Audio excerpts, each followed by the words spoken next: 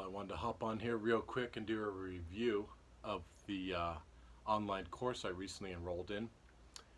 It's called the 67 Steps by Tai Lopez. It's a series of 67 different video lectures that each focus on one or two different lessons that Tai has learned both from his mentors in person and indirectly through the books that he's read by people that are now deceased.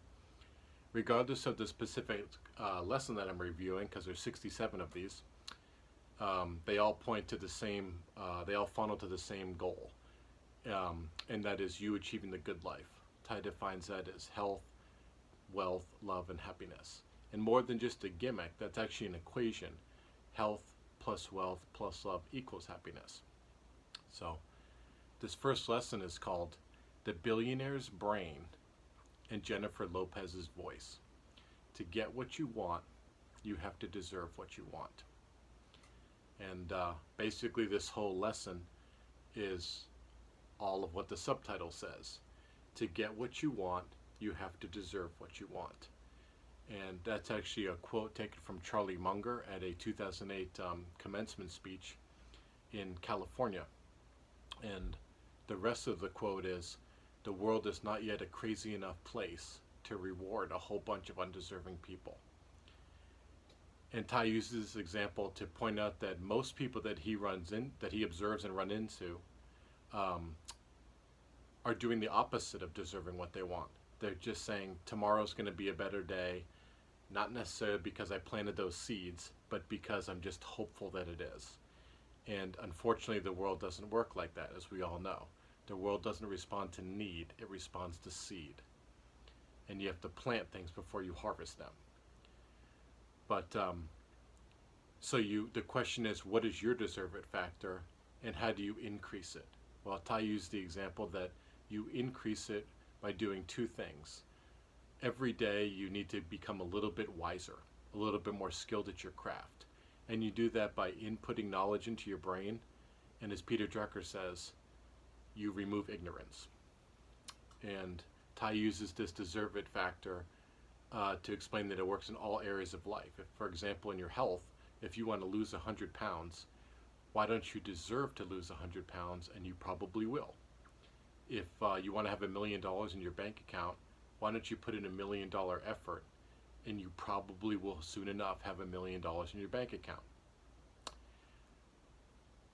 Tai used the example from Warren Buffett of, imagine if you had a crystal ball and you could go back to your high school graduation day or your college graduation day.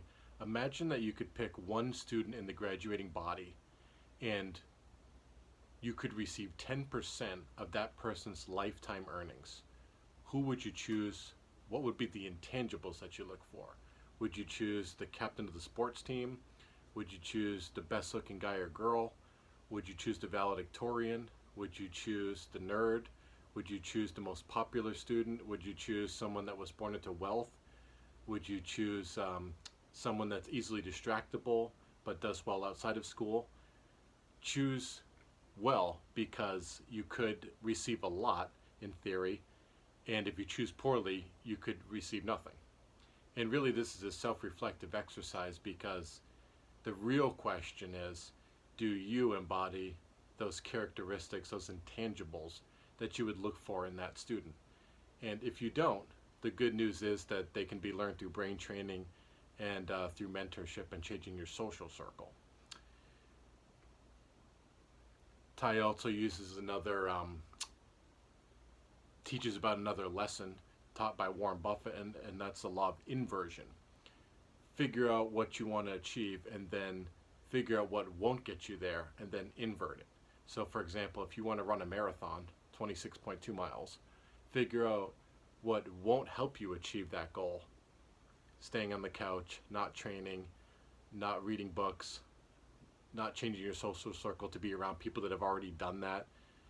So if all those things are what you shouldn't do, flipping those around and inverting them is what you should do. And Tai goes into also explain that one thing that he looks for in people that he's hiring or learning from is, do they have a high awareness level? Do they make observations that nobody else in the other group does? because he tends to notice that very successful people are hyper aware. And so the main idea of this one is that you need to increase your deserve it factor. And you need to be purposely moving in the direction of your goal, because that's the shortest path.